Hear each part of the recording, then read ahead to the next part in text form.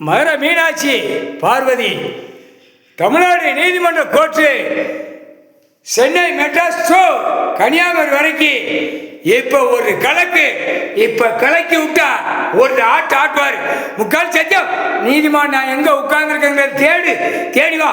இப்போ அப்ப மக்கள் எல்லாம் கொந்தளிக்கும்ல, அப்ப யாரை தேடுவோம்? நீதிமன்ற கோர்ட்டை யாரை தேடுவா?